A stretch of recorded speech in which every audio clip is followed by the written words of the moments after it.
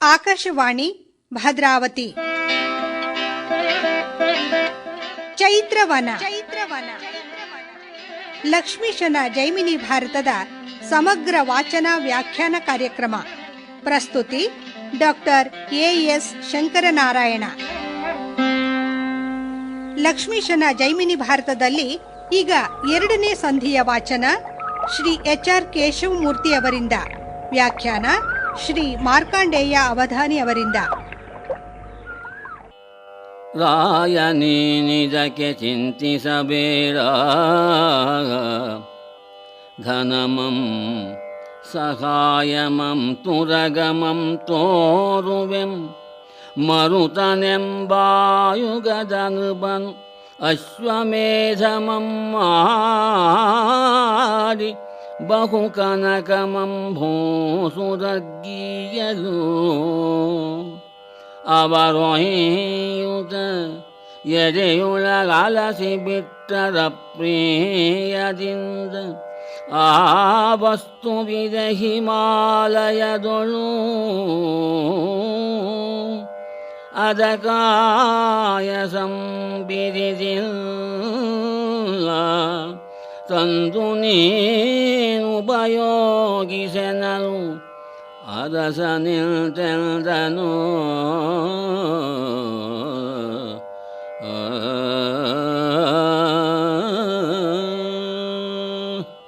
ಧರ್ಮಮೂರ್ತಿ, ನಿನಗೆ 3 ಪ್ರಶ್ನೆ ಬಂದಿದೆ.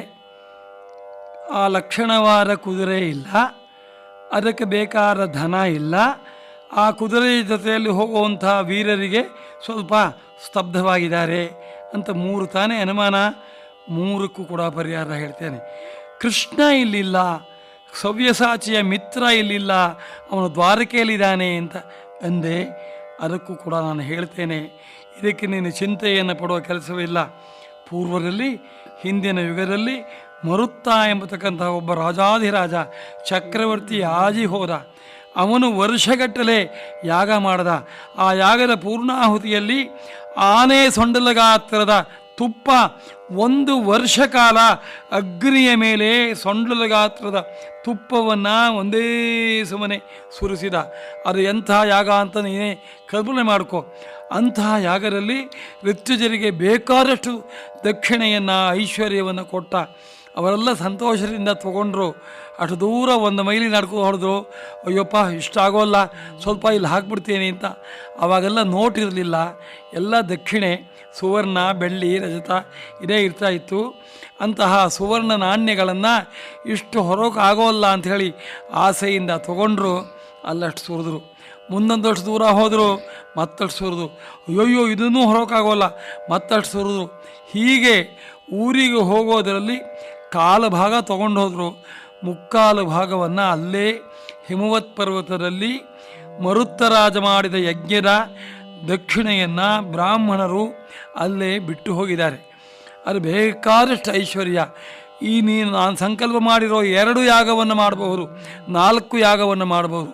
ಅಷ್ಟು ದಕ್ಷಿಣೆಯ ರಾಶಿ ಹಿಮವತ್ ಪರ್ವತದ ಉದ್ದಕ್ಕೂ ಕೂಡ ಇದೆ. ಐಶ್ವರ್ಯ ಆಯ್ತೇನಪ್ಪ ಅಂಥೇಳಿ ವೇದವ್ಯಾಸರು ಧರ್ಮರಾಜನಿಗೆ ಕೇಳ್ತಾ ಇದ್ದಾರೆ.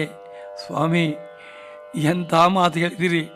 ಆ ಬ್ರಾಹ್ಮಣರ ಐಶ್ವರ್ಯವೇ ಈ ಧರ್ಮರಾಜ ಆ ಪಾಪ ಬ್ರಾಹ್ಮಣರು ಹೊರಲಾಗದೆ ಹೊತ್ಕೊಂಡು ಹೋಗಿರೋ ದ್ರವ್ಯದಿಂದ ಯಾಗ ಮಾಡಬೇಕೇ? ಇದು ಧರ್ಮವೇ? ಅಗಜ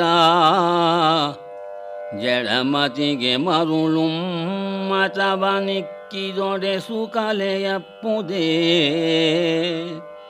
ಜಿಯ ಗೋತ್ರ ಸಂಹರಣ ಪಾತಕವನೊರಸುವ ಮಖವನು ಆ ವಿಪ್ರರೊಡವೆಯಿಂ ಮಾಡಲು,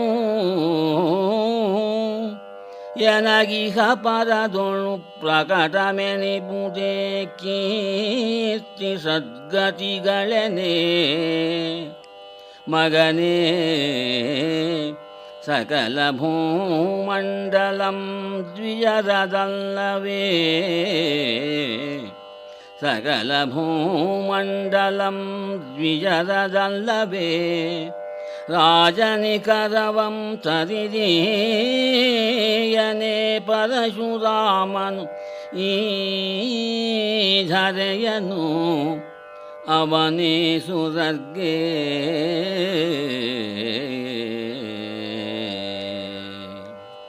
ಆ ಬ್ರಾಹ್ಮಣರ ಸ್ವತ್ತನ್ನು ತಗೊಂಡು ಧರ್ಮರಾಜನಾದ ನಾನು ಯಾಗ ಮಾಡಬೇಕೆ, ಒಳ್ಳೆಯ ವಿಷಯ ಹೇಳಿದಿರಿ ಅಂತ ಸ್ವಲ್ಪ ವ್ಯಂಗ್ಯವಾಗಿ ಹೇಳಿದ ಧರ್ಮರಾಜ.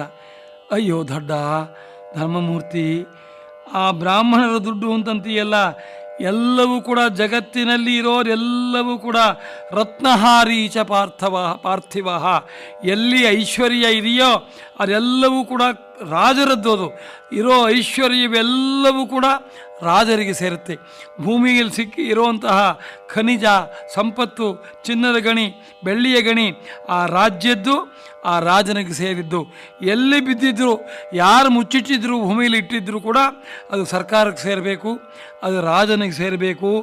ಇದು ಒಂದು ವಿಷಯ. ಮತ್ತೊಂದು ವಿಷಯ ಹೇಳ್ತೀನಿ ಧರ್ಮಮೂರ್ತಿ, ಯಾರ ದುಡ್ಡು ಕ್ಷತ್ರಿಯರದಲ್ಲಪ್ಪ. ಆ ಮರುತರಾಜ ಯಾಗ ಮಾಡಿದ್ನಲ್ಲ ಅವಂದಲ್ಲ ದುಡ್ಡದು, ಅದು ಬ್ರಾಹ್ಮಣರದ್ದೇ ಸ್ವತ್ತು. ಅದನ್ನು ತಿಳ್ಕೊಂಡಿದ್ದೆ ಮುಂಚೆ. ಎಲ್ಲ ಸ್ವತ್ತು ಬ್ರಾಹ್ಮಣರದು.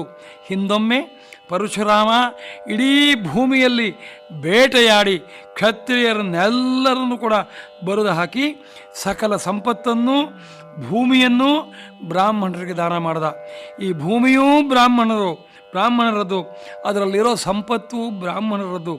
ರಾಜ ಬಲಾಚ ಪೃಥ್ವಿ, ತನ್ನ ಬಲದಿಂದ ತಾನು ರಾಜ ಅಂತ ಮಾಡ್ಕೊಳ್ತಾನೆ, ತನಗೆ ಸೇರುತ್ತೆ. ಹಾಗೆ ನೋಡಿದರೆ ಎಲ್ಲವೂ ಕೂಡ ಬ್ರಾಹ್ಮಣರದ್ದೇ ಸ್ವತ್ತು. ಮರುತರಾಜ ಮಾಡಿದ್ದು ಬ್ರಾಹ್ಮಣರ ಸ್ವತ್ತೇನೆ, ಅದಕ್ಕೇನು ಯೋಚನೆ ಮಾಡಬೇಡ. ಆದ್ದರಿಂದ ಅಲ್ಲಿರೋ ದುಡ್ಡು ಎಲ್ಲವೂ ಕೂಡ ನಿನ್ನ ರಾಜ್ಯದಲ್ಲಿ ಇರೋ ದುಡ್ಡೆಲ್ಲ ನಿಂದು ಅಂತ ಒಂದು ಪರಿಹಾರ ಹೇಳಿದರು. ಬಾಹುಬಲಮುಳ್ಳ ನೃಪರೊಡೆಯರೀ ಧರೆಗೆ, ಬಾಹುಬಲಮುಳ್ಳ ನೃಪರೊಡೆಯರೀ ಧರೆಗೆ ಸಂದೇಹಮಿಲ್ಲ, ಅದರಿಂ ದ್ವಿಜರ್ಗೆ ಸಲ್ಲರು ಬಗೆಬೊಡೆ ಆ ಹಿಮಾಲಯದೊಳಿಗ ವಸ್ತು ನಿನ್ನದು ಯೌವನಾಶ್ವನೆಂಬವನೇಶನು ಮೋಹದಿಂ ಭದ್ರಾವತಿ ನಗರದೊಳ್ ದಶಾಕ್ಷೌಹಿಣೀ ಸೇನೆಯಿಂ ಪಾಲಿಸುವನು ಇಂತಹ ಮಹಾಹಯೋತ್ತಮ ಅದೊಂದನು ಅದು ನಿನಗೆ ಬಾರದಿರ್ಪುರೇ ಶೌರ್ಯ ಮುಂಟಾದರೆ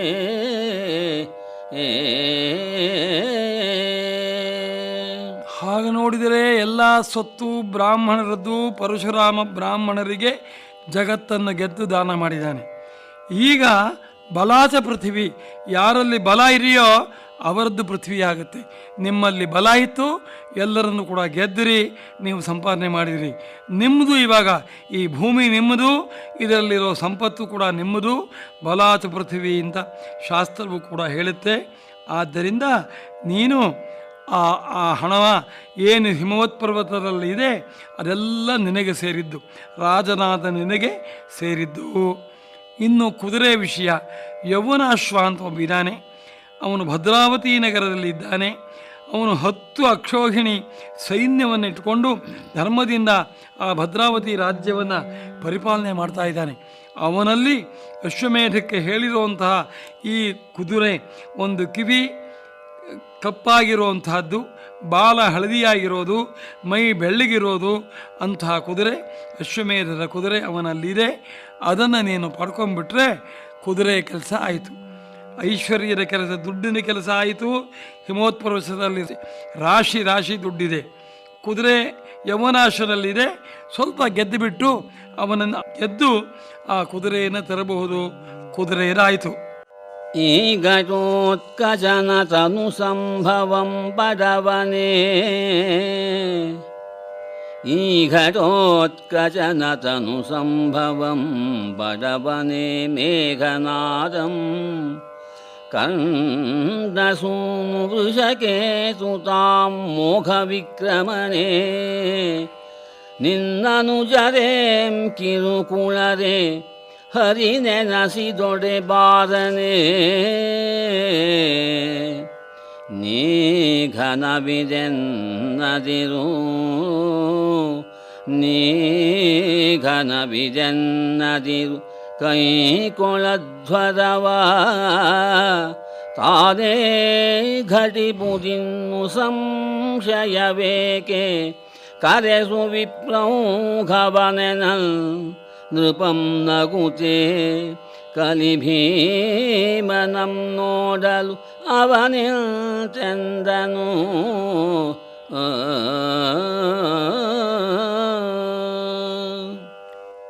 ನಿಮ್ಮ ಭೀಮನ ಮಗ ಘಟೋದ್ಗಜ, ಘಟೋದ್ಗಜನ ಮಗ ಮೇಘನಾದ ಇದ್ದಾನೆ. ಘಟೋದ್ಗಜನನ್ನು ಯುದ್ಧದಲ್ಲಿ ಕಳ್ಕೊಂಡ್ಬಿಟ್ರಿ. ಘಟೋದ್ಗಜನ ಮಗ ಮೇಘನಾದ ಇದ್ದಾನೆ. ಅವನಿಗೆ ಸಕಲ ರಾಕ್ಷಸರ ಪಂಥಗಳು, ಅವರ ಮೋಸಗಳು, ಅವರ ಎಲ್ಲವೂ ಕೂಡ ಅವನಿಗೆ ಗೊತ್ತಿದೆ. ಆ ಮೇಘನಾದನಿಗೆ ರಾಕ್ಷಸರ ಯುದ್ಧ ಕ್ರಮಗಳೆಲ್ಲ, ಮಾಯಾಯುದ್ಧ ಎಲ್ಲವೂ ಕೂಡ ಗೊತ್ತಿದೆ. ಕರ್ಣನ ಮಗನಾದ ವೃಷಕೇತು ಕರ್ಣನಿಗಿಂತಲೂ ಕೂಡ ಬಲಶಾಲಿ. ಅವನನ್ನು ವೃಷಕೇತು, ವೃಷಧ್ವಜ ಅಂತ ಹೀಗೆಲ್ಲ ಕರೀತಾರೆ. ಅಂತಹ ವೃಷಕೇತು ಮಹಾಪರಾಕ್ರಮಿ ಇದ್ದಾನೆ. ಭೀಮ, ಅರ್ಜುನ, ನಕುಲ, ಸಹದೇವರು ಎಲ್ಲ ಅಷ್ಟೊತ್ತಿಗೆ ಚೈತನ್ಯವನ್ನು ಪಡಿತಾರೆ. ಯುದ್ಧದ ಆಯಾಸವಾಗಿದೆ, ಸ್ವಲ್ಪದರಲ್ಲೇ ಅವರೆಲ್ಲ ಚೇತರಿಸ್ಕೊಳ್ತಾರೆ. ಇವರೆಲ್ಲ ಇದ್ದಾಗ ನಿನಗೆ ಕುದುರೆ ತಂದು ಕೊಡೋದಕ್ಕೆ ಪರಾಕ್ರಮದಲ್ಲಿ ಕೊರತೆ ಇಲ್ಲ. ಕೃಷ್ಣ ದೂರ ಇದ್ದಾನೆ ಅಂತ ನೀನಂತ ಇದೆಯಾ? ನೀನು ದಡ್ಡ. ಕೃಷ್ಣ ನಿನ್ನಲ್ಲೇ ಇದ್ದಾನೆ, ಯಾವಾಗಲೂ ನಿನ್ನೊಳಗಡೆನೇ ಇದ್ದಾನೆ, ಪಾಂಡವರ ಜೊತೆಯಲ್ಲಿದ್ದಾನೆ.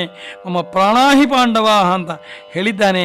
ಆದ್ದರಿಂದ ಕೃಷ್ಣನೂ ಕೂಡ ಇಲ್ಲೇ ಇದ್ದಾನೆ. ಯಾಕೆ ಯೋಚನೆ ಮಾಡ್ತೀಯ? ಯುದ್ಧವನ್ನು ಮಾಡು, ಕೃಷ್ಣ ಯಾವಾಗಲೂ ನಿಮ್ಮ ಜೊತೆಯಲ್ಲಿರ್ತಾನೆ ಅಂತ. ಕೃಷ್ಣಾರ್ಜುನ ಇಬ್ಬರು ಕೂಡ ಹೋಗ್ತಾ ಇದ್ದರು. ಹಾಗೆ ಹೋಗ್ತಾ ಇದ್ದಾಗ ಅರ್ಜುನ ಮುಂದೆ ಹೋಗ್ತಾ ಇದ್ದ, ಕೃಷ್ಣ ಅವನ ಹಿಂದೆ ಹೋಗ್ತಾ ಇದ್ದ. ಒಂದು ಪ್ರಾರ್ಥನೆ ಮಾಡ್ದ ಅರ್ಜುನ, ಕೃಷ್ಣ ಯಾವಾಗಲೂ ನೀನು ನನ್ನ ಬೆನ್ನ ಹಿಂದೆ ಇರಬೇಕು, ನನ್ನನ್ನು ಕಾಪಾಡಬೇಕು ಅಂತ.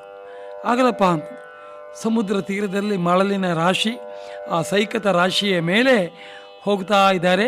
ಅರ್ಜುನ ಮುಂದೆ ಹೋಗ್ತಾನೆ, ಕೃಷ್ಣ ಹಿಂದೆ ಹೋಗ್ತಾನೆ. ಒಂದು ಫರ್ಲಾಂಗ್ ದೂರ ಹೀಗೇ ನಡ್ಕೊಂಡು ಹೋಗ್ತಾರೆ. ಹೋದ ಮೇಲೆ ಅರ್ಜುನ ಒಂದು ಸಾರಿ ತಿರುಗಿ ನೋಡ್ತಾನೆ. ಉದ್ದಕ್ಕೂ ಕೂಡ ಹೆಜ್ಜೆಗಳ ಗುರುತು ಬಿದ್ದಿದೆ. ಅರ್ಜುನನ ಹೆಜ್ಜೆ, ಹಿಂದ್ಗಡೆ ಕೃಷ್ಣನ ಹೆಜ್ಜೆ, ಅರ್ಜುನನ ಹೆಜ್ಜೆ, ಕೃಷ್ಣನ ಹೆಜ್ಜೆ. ಆದರೆ ಮಧ್ಯದಲ್ಲಿ ಎರಡು ಜಾಗದಲ್ಲಿ ಎರಡೇ ಹೆಜ್ಜೆ ಇದೆ. ಇನ್ನೊಂದು ಸ್ವಲ್ಪ ದೂರ ನೋಡ್ದ, ಅಲ್ಲೂ ಎರಡೇ ಹೆಜ್ಜೆ ಇದೆ. ಕೃಷ್ಣ ಅಲ್ಲಿ ನೋಡು, ನನ್ನ ಜೊತೆಯಲ್ಲೇ ಇರ್ತೀನಿ ಅಂತಿದ್ದೆ, ಅಲ್ಲಿ ಇಲ್ಲವೇ ಇಲ್ಲ, ಬರೇ ನನ್ನ ಹೆಜ್ಜೆ ಇದೆ, ನೀನು ಇಲ್ಲವೇ ಇಲ್ಲ, ಎಲ್ಲೋಗಿದ್ದೆ, ನಾನು ಕೈ ಬಿಟ್ಬಿಟ್ಟಿಯಲ್ಲ ಅಂತ. ಅರ್ಜುನ, ಹೋದ ವರ್ಷ ಚೈತ್ರ ಮಾಸದಲ್ಲಿ ನಿನಗೇನಾಗಿತ್ತು? ಕೃಷ್ಣ, ತುಂಬ ಜನ ಜ್ವರ ಬಂದು ಬಹಳ ಬಳಲಿ ಬಿಟ್ಟಿದ್ದೆ. ಆಗ ಸರಿ, ಅಲ್ಲಿಂದ ಮುಂದೆ ಇನ್ನೊಂದು ಸನ್ನಿವೇಶದಲ್ಲಿ ಬಭ್ರುವಾಹನ ಯುದ್ಧಕ್ಕೆ ಹೋಗಿದೆಯಲ್ಲ, ಅಲ್ಲೇನಾಗಿತ್ತು ಅಂತ. ಅಲ್ಲಿ ಕೃಷ್ಣ ಸ್ವಲ್ಪ ನಾಚಿಕೆ ಆಗುತ್ತೆ ಅರ್ಜುನನಿಗೆ. ನನ್ನ ಮಗನಾದ ಬಭ್ರುವಾಹನ ತಲೆ ಕತ್ತರಿಸಿಬಿಟ್ಟ, ಮತ್ತೆ ನಿನ್ನ ಅನುಗ್ರಹದಿಂದ ತಲೆ ಕೂಡ್ತು. ಬಾ ಹೋಗಿ ನೋಡೋಣ, ಯಾರ ಹೆಜ್ಜೆ ಯಾಕಿಲ್ಲ, ಬಾ ಹೋಗಿ ನೋಡೋಣ. ಇಬ್ಬರು ಕೂಡ ಹೋದರು. ಹೋಗಿ ಅಲ್ಲಿ ನೋಡ್ತಾರೆ. ಅರ್ಜುನ, ಇದು ಯಾರ ಹೆಜ್ಜೆ ಅಂತ ಕೇಳ್ತಾನೆ ಕೃಷ್ಣ. ಅರ್ಜುನನ ಹೆಜ್ಜೆ ಸ್ವಲ್ಪ ದೊಡ್ಡ ಹೆಜ್ಜೆ, ಕೃಷ್ಣನ ಹೆಜ್ಜೆ ಸ್ವಲ್ಪ ಸಣ್ಣ ಹೆಜ್ಜೆ. ಆದರೆ ಯಾವ ಜಾಗದಲ್ಲಿ ಹೆಜ್ಜೆ ಇಲ್ಲವೋ ಅಲ್ಲಿ ನೋಡಿದಾಗ, ಕೃಷ್ಣ ನೋಡು, ಇಲ್ಲಿ ನಿನ್ನ ಹೆಜ್ಜೆ ಇಲ್ಲ ಅಂತ. ಅರ್ಜುನ, ಅಲ್ಲಿರೋದು ನನ್ನ ಹೆಜ್ಜೆಯೇ, ನಿನ್ನ ಹೆಜ್ಜೆ ಇಲ್ಲ ಅಂತ. ಆಗ ನನ್ನ ಹೆಜ್ಜೆ ಎಲ್ಲ ಹೋಯ್ತು? ನಾನು ಎಲ್ಲಿ ಹೋಗಿದ್ದೆ? ನಿನ್ನನ್ನು ಎತ್ಕೊಂಡಿದ್ದೆಪ್ಪ. ಯಾಕೆ? ನಿನಗೆ ಹುಷಾರಿರಲಿಲ್ಲ, ಭಾರಿ ಕಾಯಿಲೆ ಬಂದಿತ್ತಲ್ಲ. ಅಯ್ಯೋ ಅರ್ಜುನ ಹೋಗ್ಬಿಡ್ತಾನೋ, ಮಮ ಪ್ರಾಣಾಹಿ ಪಾಂಡವಾಹ, ನನ್ನ ಪ್ರಾಣ ಅರ್ಜುನ ಅಂತ ನಿನ್ನನ್ನು ಎತ್ಕೊಂಡಿದ್ದೆ. ಹಾಗೆ ಬರೇ ನಿನ್ನ ಹಿಂದೆ ಇದ್ದು ಬಿಟ್ಟರೆ ಮೃತ್ಯು ಬಂದುಬಿಡ್ತಾನೆ ನಿನಗೆ ಅಂತ ಹೇಳಿ ಮೃತ್ಯುವಿಗೆ ಕೊಡದೆ ನಿನ್ನನ್ನು ಎತ್ಕೊಂಡಿದ್ದಪ್ಪ. ಅಲ್ಲಿಂದ ಮುಂದೆ ಹೋದಾಗ ಆ ಬಭ್ರುವಾಹನನ ಪರ್ವ ಅದು. ಇದೇ ಜಾಗದಲ್ಲಿ ನೋಡು, ನಿನ್ನನ್ನು ಎತ್ಕೊಂಡಿದ್ದೆ. ನೋಡೋವರಿಗೆ ನಿನ್ನ ತಲೆಯನ್ನು ಕತ್ತರಿಸಿದರೂ ಕೂಡ ನಾನು ನಿನ್ನ ಜೀವ ಸಮೇತವಾಗಿ ನಿನ್ನನ್ನು ಹಿಡಿದು ಎತ್ತಿದ್ದೆ. ಇಲ್ಲಿರೋದು ನನ್ನ ಹೆಜ್ಜೆ, ನಿನ್ನ ಹೆಜ್ಜೆ ಎಲ್ಲ, ಅಳತೆ ಮಾಡಿ ನೋಡು ಅಂತಂದಾಗ ಕೃಷ್ಣನ ಹೆಜ್ಜೆ 8 ಅಂಗುಲ ಇರುತ್ತೆ, ಅರ್ಜುನನ ಹೆಜ್ಜೆ 12 ಅಂಗುಲ ಇರುತ್ತೆ. ಅಲ್ಲಿ ಸಣ್ಣ ಹೆಜ್ಜೆ ಬಿದ್ದಿದೆ, ನಂದೇ ನೋಡು ಅಂತ. ಯಾಕೆ ಆಳವಾಗಿ ಬಿದ್ದಿದೆ? ನಿನ್ನನ್ನು ಎತ್ಕೊಂಡಿದ್ದೆ ಅರ್ಜುನ. ನೀನು ಸಾಮಾನ್ಯ ತೂಕವೇ, ಬ್ರಹ್ಮಾಂಡ ನಾಯಕ ನೀನು, ಸಾಮಾನ್ಯನಲ್ಲ. ನಿನ್ನ ಬಿಲ್ಲು ಎಷ್ಟು ತೂಕ, ನಿನ್ನ ಬಾಹುಗಳು, ನಿನ್ನ ಕಿರೀಟ ಎಲ್ಲವೂ ಕೂಡ ತೂಕವಾಗಿದೆ. ನಿನ್ನನ್ನು ಎತ್ಕೊಂಡಿದ್ದರಿಂದ ಆಳವಾಗಿ ಹೆಜ್ಜೆ ಆಗಿಬಿಟ್ಟಿದೆ ಎಂದಾಗ ಹೀಗ ಕೃಷ್ಣ ಅಂತ ನಂಬಿಕೊಳ್ತಾನೆ. ಅದರಂತೆಯೇ ಧರ್ಮರಾಜನಿಗೆ, ಧರ್ಮಮೂರ್ತಿ ಕೃಷ್ಣ ಎಲ್ಲೋ ಇದ್ದಾನೆ ಏನು ಮಾಡ್ಕೊಂಡಿದೀಯಾ, ದ್ವಾರಕೆಯಲ್ಲಿ ಇದ್ದಾನೆ ಏನು ಮಾಡ್ಕೊಂಡಿದೀಯಾ, ನಿಮ್ಮ ಜೊತೆಯಲ್ಲೇ ಇದ್ದಾನಪ್ಪ, ನಿಮ್ಮಲ್ಲೇ ಇದ್ದಾನೆ, ನಮ್ಮ ಪ್ರಾಣಾಹಿ ಪಾಂಡವ ಅಂತ ಹೇಳಿದ್ದಾನೆ, ಇಲ್ಲೇ ಇದ್ದಾನೆ, ಯೋಚನೆ ಮಾಡಬೇಡ ಅಂಥೇಳಿ ಅವನಿಗೆ ಹೇಳ್ತಾ ಇದ್ದಾರೆ. ಜೀಯ ಸಂದೇಹ ಮೇಕೆ ಉಜ್ಜುಗಿಸು ಮಖಮಂ ಸಹಾಯಮಂ ಧನಮಂ ತುರಂಗಮಂ ನಿನಗೆ ನಿರ್ರಾಯದಿಂ ತೋರಿಸಿದ ನೀ ಮುನಿಬ ನಾಂಬೋಗಿ ಭದ್ರಾವತಿ ನಗರಿಗೆ ಆಯಂವನಾಶ್ವನಂ ಗೆಲ್ದು ಅವನ ಸೇನಾನಿಕಾಯಮಂ ತರಿದು ಆಸುವಾಜಿಯಂ ತಂದು ಮಖಗೀಯದೊಡೆ ಪರಲೋಕ ಬಾಹಿರಂ ತಾನಪ್ಪೆನು ಎಂದು ಮಾರುತಿ ನುಡಿದನು. ಅಣ್ಣ, ಪರಮಪೂಜ್ಯರಾದ ವೇದವ್ಯಾಸರು ಇಷ್ಟೆಲ್ಲ ಹೇಳಿದ ಮೇಲೆ ಇನ್ನೇನು ಉದ್ಯೋಗ ಮಾಡ್ತಾ ಇದ್ದೀಯಾ, ಏನು ಯೋಚನೆಯನ್ನು ಮಾಡ್ತಾ ಇದ್ದೀಯಾ? ಯಜ್ಞಕ್ಕೆ ಕುದುರೆ ಬೇಕು ಅಂತ ಹೇಳಿದರು, ಕುದುರೆಯನ್ನು ತೋರಿಸಿದರು. ದುಡ್ಡು ಬೇಕು ಅಂತ ಹೇಳಿದೆ, ದುಡ್ಡಂತೆ ತೋರಿಸಿದರು. ಪರಾಕ್ರಮವಿಲ್ಲ ಅಂತಂದೆ, ಪರಾಕ್ರಮವನ್ನು ತೋರಿಸಿದರು.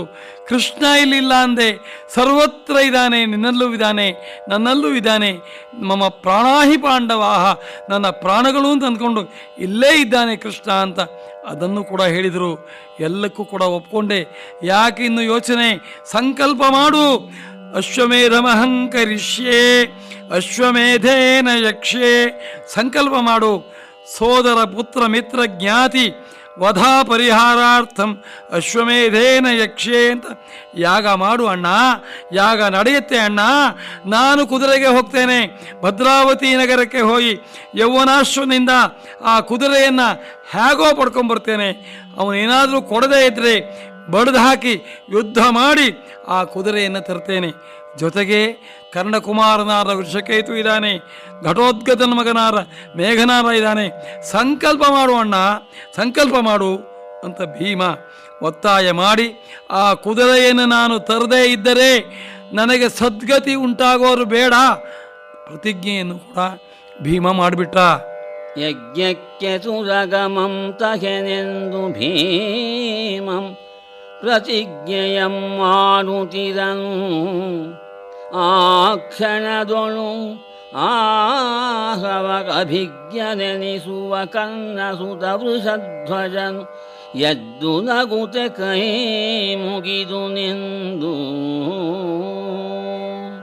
ವಿಜ್ಞಾಪನಂಗೈದನು. ಎಲೆ ತಾತ ಕೊಡು ತನಗನುಜ್ಞೆಯಂ,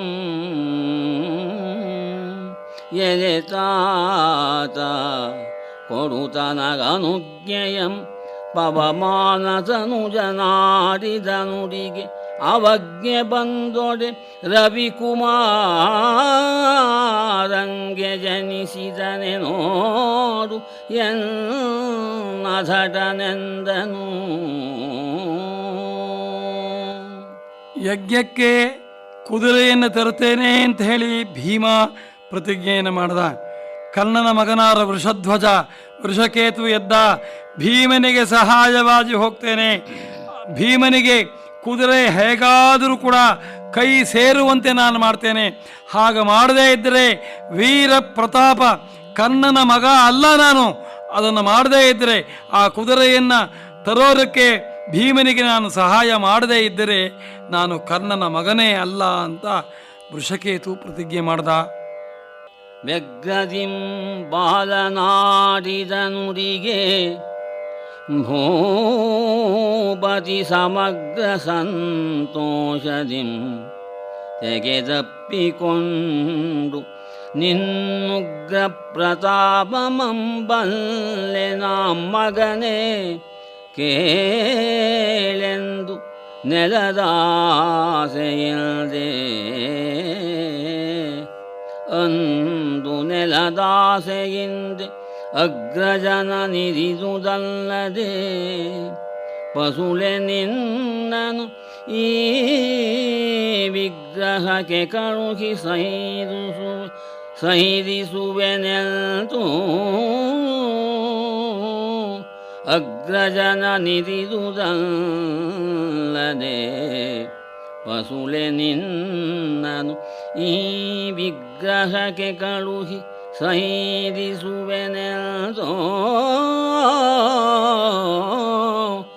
ಅಕಟ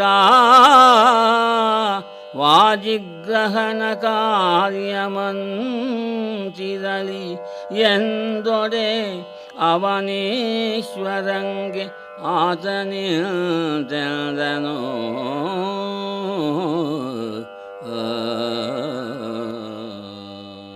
ಕಂದ ವೃಷಕೇತು ಬಾರೋಪ್ಪ ಬಾರೋ ವೃಷಕೇತು ಅಂತ ವೃಷಕೇತುವನ್ನು ಅಪ್ಪಿಕೊಂಡು ಎಂಥ ವೀರ ಮಾತನ್ನು ಆಡ್ಬಿಟ್ಟಿಯೋ ಕಂದ ವೃಷಕೇತು. ಆವತ್ತು ಗೊತ್ತಿಲ್ಲದೇನೆ ತುರಿಯಲ್ಲಿ ನಿಮ್ಮ ಅಪ್ಪನನ್ನು ನಮ್ಮ ಕಡೆಗೆ ಬಾ ಅಂತ ಕರೆದರೂ ಕೂಡ ಶತ್ರುಪಕ್ಷಕ್ಕೆ ಹೋಗಿ ನಿಮ್ಮ ಅಪ್ಪ ಸೇರಿಬಿಟ್ಟ. ಅವನನ್ನು ಶತ್ರು ಅಂತಲೇ ನಾವು ಕೂಡ ಪರಿಗಣನೆ ಮಾಡಿ ಯುದ್ಧ ಮಾಡಿ ನಿಮ್ಮ ಅಪ್ಪನನ್ನು ಕೊಂದು ಕಳ್ಕೊಂಡ್ಬಿಟ್ವಿ. ನಮ್ಮ ಅಮ್ಮನಿಗೆ ಒಬ್ಬ ಮಗನನ್ನು ಇಲ್ಲ ಮಾಡಿಬಿಟ್ವಿ. 6 ಜನ ಪಾಂಡವರಿದ್ವಿ. ಎಲ್ಲರಿಗಿಂತ ದೊಡ್ಡವನು, ಅವನು ಹಿರಿಯ ಅಂತಹ ಕರ್ಣನನ್ನು ನಾವು ಕಳ್ಕೊಂಡ್ಬಿಟ್ವಿ. ವೃಷಕೇತು, ಕರ್ಣನನ್ನು ಕಳ್ಕೊಂಡಿರೋ ದುಃಖ ನಮ್ಮ ಮನಸ್ಸಿನಲ್ಲಿ ಇದ್ದೇ ಇದೆ. ಈಗ ನಿನ್ನನ್ನೂ ಕೂಡ ಕಳಿಸಿಬಿಟ್ಟು ಯುದ್ಧಕ್ಕೆ ಕಳಿಸಿ, ಅವನು ಮಹಾ ಅಕ್ಷೋಹಿಣಿ ಸೈನ್ಯಾಧೀಶ, ರಾಕ್ಷಸ ಬಲ ಇದೆ ಅವನಿಗೆ ಅಂತಂತಾರೆ. ನಿನ್ನನ್ನು ಯುದ್ಧಕ್ಕೆ ಕಳಿಸಲೇ? ಕರ್ಣನ ಕಳ್ಕೊಂಡಿರೋದು ಸಾಕು ಮಗು, ಸಾಕು. ನಿಮ್ಮ ಅಪ್ಪನ ಕಳ್ಕೊಂಡ್ವಿ, ಆ ದುಃಖ ಯಾವತ್ತೂ ಮರೆಯೋಕ್ಕಾಗೋಲ್ಲ. ನಿನ್ನನ್ನು ಕೂಡ ನಾನು ಕಳಿಸೋದಿಲ್ಲ ಮಗು, ಕಳಿಸೋಕ್ಕಾಗೋಲ್ಲ. ನೀನು ಯುದ್ಧಕ್ಕೆ ಹೋಗಬೇಡ ಅಂತಾನೆ ಧರ್ಮರಾಜ ಹೇಳಿದಾಗ ಅದಕ್ಕೆ ವೃಷಕೆ ಹೇಳ್ತಾನೆ, ತಾತಕ್ಕೆ ಸಹಜಾತರಾದ ನಿಮ್ಮೈವರೊಳ್ ತಾತಂತಿರದೆ ವಿರೋಧಿಸಿದ ನೆಮ್ಮಯ್ಯನಂ ತಾತನಪರಾಧಮಂ ಪರಿಹರಿಸದಿದ್ದೊಡೆ ಆನೆದ್ದು ಫಲವೇನು ಬಳಿಗ ಆತುರಂಗಮಕ್ಕೆ ಪೋಪ ಅನಿಲ ಜನ ಕೂಡೆ ನಡೆದು ಆತುರಂಗಮಕ್ಕೆ ಪೋಪ ಅನಿಲ ಜನ ಕೂಡೆ ನಡೆದು ಆತುರದೊಳೆತರ್ಪರಿಪುಚಾತುರಂಗಕ್ಕೆ ಇರಿರಾಂತು ರಣದೊಳ್ ಗೆಲ್ವೆ ನಹಿತರಂ ತನಗೆ ಬೆಸಸು ಎಂದನಾ ಕರ್ಣಸೂನು.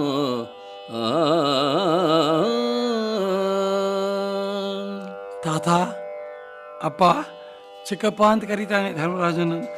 ಚಿಕ್ಕಪ್ಪ, ನಮ್ಮ ಅಪ್ಪ ಅನುಚಿತ ಮಾಡಿಬಿಟ್ಟ. ನೀನು ಹೇಳಿದರೂ ಕೂಡ ನಮ್ಮ ಪಕ್ಷಕ್ಕೆ ಬರಲಿಲ್ಲ. ನಿಮ್ಮ ಪಕ್ಷಕ್ಕೆ ಬರದೇನೆ ಅಪ್ಪನಿಗೆ ಗೊತ್ತಿದ್ದರು, ನೀವೆಲ್ಲ ಸಹೋದರರು ಅಂತ ಅವನಿಗೆ ತಿಳಿದಿದ್ದರು. ಅಜ್ಜಿನೇ ಹೇಳಿದರು ಕೂಡ ನಮ್ಮ ಅಪ್ಪ ಒಪ್ಕೊಳ್ದೇನೆ ಶತ್ರು ಪಕ್ಷಕ್ಕೆ ಸೇರಿಬಿಟ್ಟ. ಬಹಳ ಅನ್ಯಾಯ ಮಾಡಿಬಿಟ್ಟ ನಮ್ಮ ಅಪ್ಪ ಮಾಡಿರೋ ಅನ್ಯಾಯ. ಪಂಚಪಾಂಡವರನ್ನು ಬಿಟ್ಟು ಶತ್ರು ಪಕ್ಷವನ್ನು ಸೇರಿದ ಆ ಅನ್ಯಾಯ ಪರಿಹಾರಕ್ಕೆ ನೀನು ಮಾಡುವ ಅಶ್ವಮೇಧ ಯಾಗದಲ್ಲಿ ಕುದುರೆಯನ್ನು ತಂದು ಆ ಅಪ್ಪನ ಪಾಪವನ್ನು ಪರಿಹಾರ ಮಾಡ್ತೇನೆ. ಅಪ್ಪಂದು ದೋಷ, ನೀವೆಲ್ಲ ತಮ್ಮಂದಿರನ್ನು ತಬ್ಬಲಿಯಾಗಿ ಮಾಡಿ ಶತ್ರುಪಕ್ಷವನ್ನು ಸೇರಿದ್ದು ಕರ್ಣನ ದೋಷ. ಆ ಪಾಪ ಪರಿಹಾರಕ್ಕೆ ಚಿಕ್ಕಪ್ಪ ಧರ್ಮರಾಜ ಮಾಡುವ ಯಜ್ಞಕ್ಕೆ ನಾನು ಕುದುರೆಯನ್ನು ನಾನು ತರುತ್ತೇನೆ, ನನ್ನನ್ನು ಕಳಿಸು ಅಂಥೇಳಿ ವೃಷಕೇತು ಹೇಳ್ತಾ ಇದ್ದಾನೆ. ಅಪ್ರತಿಪರಾಕ್ರಮಿ ವೃಕೋದರಂ ಮಾಡಿದ ಘನ ಪ್ರತಿಜ್ಞೆಯನು ಇನತನು ಜನಾಡಿದ ಗಭೀರ ಪ್ರತಾಪವನು ಆಗಲಾಘಟೋತ್ಕಚನ ಸುತ ಮೇಘನಾದಂ ಕೇಳಿದು ಕ್ಷಿಪ್ರದಿಂದೆದ್ದು ಬಂದು ಅವನಿ ಪಾಲಕನ ಚರಣ ಪ್ರದೇಶಕ್ಕೆ ತನ್ನ ಹೊಳೆ ಹೊಳೆ ಬಲಲಿತ ರತ್ನ ಪ್ರಭಾಶೋಭಿತ ಕಿರೀಟಮಂ ಚಾಚುತ ವೈಯನೆ ಬಿನ್ನಪಂಗೈದನು.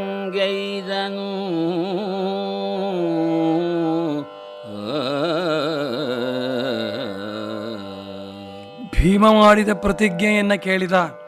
ನಾನು ಕುದುರೆಯನ್ನು ತರದೇ ಇದ್ದರೆ ನನಗೆ ಮೇಲುಲೋಕರ ಸದ್ಗತಿ ಆಗದೇ ಇರಲಿ, ಕ್ಷತ್ರಿಯ ವೀರನಿಗೆ ಏನು ಗತಿ ಆಗಬೇಕೋ ಆ ಗತಿ ನನಗೆ ಆಗದೇ ಇರಲಿ ಅಂಥೇಳಿ ಭೀಮ ಪ್ರತಿಜ್ಞೆ ಮಾಡಿದ.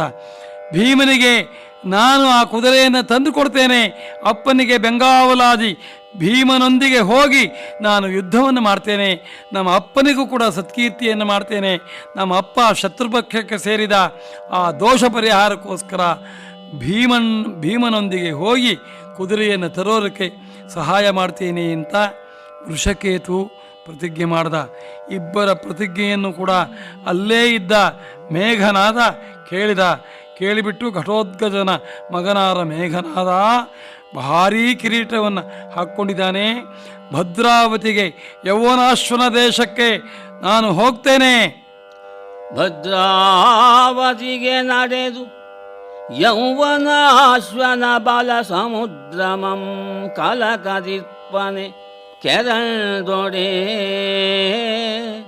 ಕೆರೆದೊಡೆ ಕಾಲ ರುದ್ರನಲ್ಲ ವೃಕೋದರನು ಈ ವೃಷಧ್ವಜನೊಳಿದಿರಾಂಪೊಡೆ ಆಗವದೊಳು ಅದ್ರಿಮಥನಂಗರಿದು ಸಾಕದಂತಿರಲಿ ವೈರಿದ್ರುಮಂಗಲನೆ ಖಂಡಿಸುವೆನೆಂಬ ಆಳುತನ ಉದ್ರೇಕವೆಮಗಿಲ್ಲ. ನಿನ್ನ ಅಶ್ವಮಂ ಪಿಡಿದೊಪ್ಪಿಸುವೆನು, ನಿನ್ನ ವರ್ಗಶ್ವಮಂ ಪಿಡಿದೊಪ್ಪಿಸುವೆನೆಂದನು.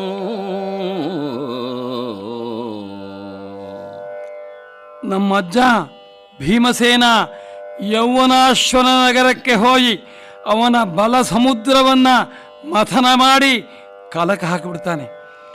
ಕರ್ಣನ ಮಗನಾದ ವೃಷಕೇತು ಕಡಿಮೆಯಲ್ಲ, ಮಲೆತೆರೆ ಕಾಲರುದ್ರನಲ್ಲ, ಕಾಲರುದ್ರ ಧೂರ್ಜಟಿಯಂತೇನೆ ವೃಕೋದರನಿಗೆ ಸಹಾಯವಾಗಿ ವೃಷಧ್ವಜ ಸಹಾಯ ಮಾಡ್ತಾನೆ ಕುದುರೆಯನ್ನು ತರೋ ವಿಷಯದಲ್ಲಿ. ಅವರ ಹಾಗೆ ನನ್ನ ಬಲ ಪರಾಕ್ರಮವನ್ನು ನಾನು ಹೊಗಳ್ಕೊಳ್ಳೋದಿಲ್ಲ, ಅವರೊಂದಿಗೆ ನಾನು ಹೋಗ್ತೇನೆ. ಭೀಮ ಮುಂದೆ, ಅವನ ಹಿಂದೆ ವೃಷಕೇತು, ಅವನ ಹಿಂದೆ ನಾನು ಹೋಗ್ತೇನೆ. ನಾನು ಅವರಂತೆ ನಾನು ಆ ತರಹ ಪ್ರತಿಜ್ಞೆ ಮಾಡೋಲ್ಲ. ನನ್ನ ಪ್ರತಿಜ್ಞೆ ಬೇರೆ ತರಹ. ನಾನು ಎಷ್ಟೇ ಆಗಲಿ, ನಾನು ನಿಶಾಚರ, ರಾಕ್ಷಸ ಕುಲದವನು, ಮಹಾಮಾಯಾವಿ. ಉಪಾಯದಿಂದ ಹೋಗಿ ಆ ಯೌವನಾಶ್ವನಲ್ಲಿರುವ ಅಶ್ವಮೇಧದ ಕುದುರೆಯನ್ನು ಎತ್ಕೊಂಡು ಬಂದು ಭೀಮನ ಸಮೀಪದಲ್ಲಿ ಇಟ್ಟುಬಿಡ್ತೇನೆ. ಆ ಕುದುರೆಯನ್ನು ತರೋ ಜವಾಬ್ದಾರಿ, ಮೊಟ್ಟ ಮೊದಲು ಹೋಗಿ ಕುದುರೆಯನ್ನು ತರೋ ಜವಾಬ್ದಾರಿ ನನಗಿರಲಿ, ನಾನು ವಹಿಸ್ಕೊಳ್ತೇನೆ ಅಂಥೇಳಿ ಆ ಮೇಘನಾದ ಪ್ರತಿಜ್ಞೆ ಮಾಡ್ತಾನೆ. ಭೀಮ ನಾನು ತರದೇ ಇದ್ದರೆ ನನಗೆ ಪರಲೋಕದಲ್ಲಿ ಗತಿ ಆಗದೇ ಇರಲಿ ಅಂತ ಪ್ರತಿಜ್ಞೆ ಮಾಡ್ತಾನೆ. ನಾನು ತರದೇ ಇದ್ದರೆ ಕರ್ಣನ ಮಗನೇ ಅಲ್ಲ ಅಂತ ಅವನು ಪ್ರತಿಜ್ಞೆ ಮಾಡ್ತಾನೆ. ನಾನು ಅಶ್ವವನ್ನು ಎತ್ಕೊಂಡು ಬಂದು ನಾನು ಕೊಡ್ತೇನೆ. ನಾನು ಮೇಘನಾದ, ನಾನು ಘಟೋದ್ಗಜನ ಮಗ, ಭೀಮನ ಪೌತ್ರ ಅಂತ ಅಂದ್ಕೊಂಡು ಮೂರೂ ಜನ ಪ್ರತಿಜ್ಞೆ ಮಾಡ್ತಾರೆ. ಯುದ್ಧದಲ್ಲಿ ಏನು ಮಾಡ್ತಾರೆ ಎನ್ನುವುದನ್ನು ನಾಳೆ ನೋಡೋಣ. ಇದುವರೆಗೆ ಚೈತ್ರವನ ಲಕ್ಷ್ಮೀಶನ ಜೈಮಿನಿ ಭಾರತದ 2ನೇ ಸಂಧಿಯ ಕೆಲ ಪದ್ಯಗಳನ್ನು ಕೇಳಿದಿರಿ. ವಾಚನ ಮಾಡಿದವರು ಶ್ರೀ HR ಕೇಶವಮೂರ್ತಿ, ವ್ಯಾಖ್ಯಾನ ಮಾಡಿದವರು ಶ್ರೀ ಮಾರ್ಕಾಂಡೇಯ ಅವಧಾನಿ. ಕಾರ್ಯಕ್ರಮದ ಪ್ರಸ್ತುತಿ ಡಾಕ್ಟರ್ AS ಶಂಕರನಾರಾಯಣ. ನಿರ್ಮಾಣ ನೆರವು ಸಂಜೀವ R ನಾಮಣ್ಣವರ್. ಇದು ಇಂದಿನ ಚೈತ್ರವನ. ಈ ಕಾರ್ಯಕ್ರಮ ಆಕಾಶವಾಣಿ ಭದ್ರಾವತಿ ಕೇಂದ್ರದ ಕೊಡುಗೆ.